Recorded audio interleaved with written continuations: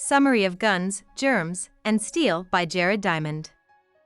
In Guns, Germs, and Steel, Jared Diamond explains the theory of geographic determinism.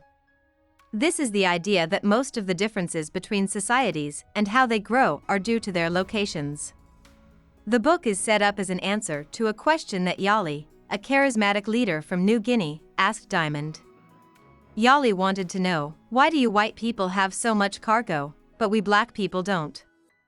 In other words, why have European societies been so successful militarily, economically, and technologically in the last 500 years, while other societies haven't come close? In part 1 of the book, Diamond gives a brief overview of recent human history, focusing on how different societies were. About 500,000 years ago, the first people appeared in Africa. Eventually, they moved to other parts of the world in search of game and other food sources. About 11,000 years ago, some people learned how to farm, which was a big step in human history. By the 1500s, there were huge differences between the different cultures. For instance, when Francisco Pizarro led a Spanish invasion to the Inca Empire in the early 1600s, he quickly defeated Atahualpa, the Inca emperor. Why did the Europeans come to the New World and start to live there instead of the other way around? In part 2, Diamond talks about how agriculture started and why it started in some places but not others. Using carbon dating, scientists have found that Mesopotamia, in the Middle East, Mesoamerica, and China were the first places where people started farming. There are a few reasons why farming started in those places. Most people on Earth at the time were hunters and gatherers, which means they caught animals and picked nuts and berries to eat. But in the parts of the world where farming started first, game and veggies were becoming harder to find. This made people try out new ways to grow food. Ancient people in Mesopotamia learned through trial and error how to put certain big seeds in the ground. This led to crops that could be harvested and turned into very healthy foods. These early people also learned how to tame wild animals by breeding them with dogs, cows, and horses, which are still around today. People used their tamed animals to help them with farm work. They also learned how to domesticate some wild plants, which is how most of the crops we know today came to be. Agriculture emerged in Mesoamerica and China. In most other places, it took longer for agriculture to replace hunter-gatherer culture because of things like the soil's richness, the availability of animals that could be tamed, and the availability of foods that could be eaten. Once agriculture had started in one part of the world, it spread to other parts. Diamond says that it is easier for ideas, goods, and foods to spread from east to west than from north to south. This is because the Earth spins from east to west, so places at the same latitude have similar weather and environments. Archaeological evidence shows that farming improvements spread much faster east to west than north to south. In part 3, Diamond shows how early societies' differences in farming grew over time, leading to big differences in health, technology, and social organization. First, he shows that farming communities built up resistance to illnesses like smallpox. Because people lived closer to their tamed animals and there were more of them, new germs were always spreading in farming societies. Because of this, these societies became resistant to many diseases. Those who couldn't survive died off, but those who were immune lived on and gave their immunity to their children. The creation of written language was another important event in the history of societies based on farming. Even though it's hard to say for sure why writing started in some agricultural societies and not in others, it's clear that the structure of an agricultural society, which involves having a lot of records about crops, put a high value on a writing system. Also, East-West diffusion trends made sure that once a society created language, it spread it to the areas around it, especially those with similar latitudes. The history of language is a good example of the history of science as a whole. Even though it's hard to say why certain inventors make certain things, the organization of farming societies made it easier for people to come up with new technologies. Several things point to this being true. Since crops can be kept for a long time, agricultural societies make it possible for people to have free time.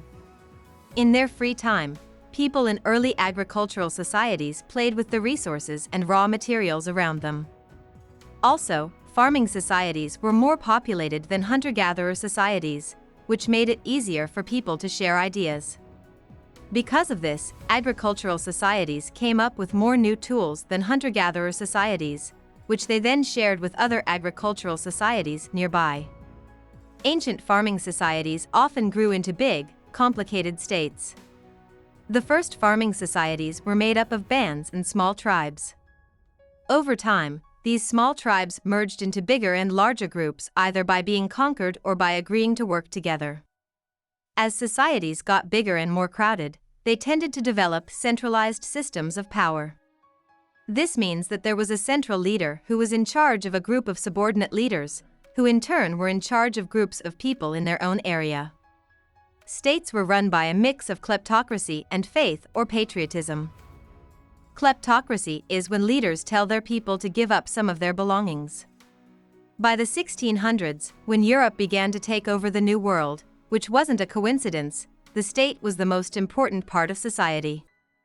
In Part 4, Diamond looks at a number of real-world examples that back up his theory.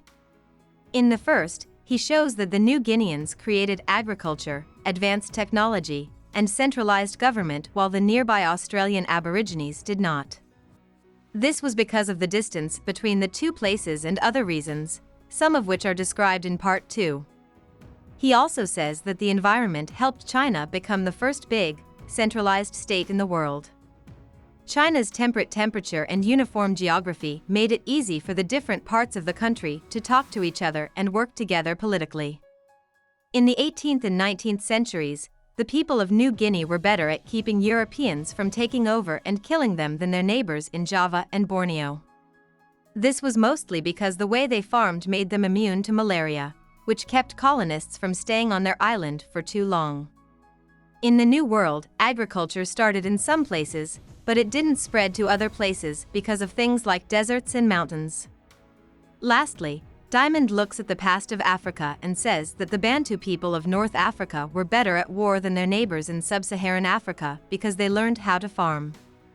People in sub-Saharan Africa, on the other hand, had no way to create agriculture, so their societies never had the time or organization to make complicated tools. In the end, Diamond says that the differences between people and societies around the world are mostly due to changes in geography between different parts of the world. People started farming in some parts of the world because the land was rich and the weather was mild, which made farming a good use of time and resources. Then, agricultural societies had a lot of benefits over non-agricultural societies. This was because people had more free time, which allowed them to develop technologies and more organized government systems, and because being close to animals made people immune to diseases that could kill them. Some groups were able to take over others because of this. About the author. Jared Diamond grew up in Boston and went to Harvard and Cambridge for education. He got his PhD in physiology from Cambridge. He taught physiology at UCLA for a long time while also studying birds and the environment on his own time. In 1991, Diamond wrote his first book, The Third Chimpanzee, which was about how humans have changed over time. Since the 1990s, he's written a number of popular books that don't have much to do with his academic area. His most famous book, Guns, Germs, and Steel, was published in 1997. It won the Pulitzer Prize for General Nonfiction and is thought to have helped spread the idea of geographic determinism, which says that differences between societies are caused by their environments. In the last 10 years, Diamond has become a well-known thinker. He has written for many publications about ecology, archaeology, and social science, and he has spoken at colleges all over the world. Hope we summarized it fully and you liked it. Please hit the like button and subscribe to our channel so that we are motivated to create more videos.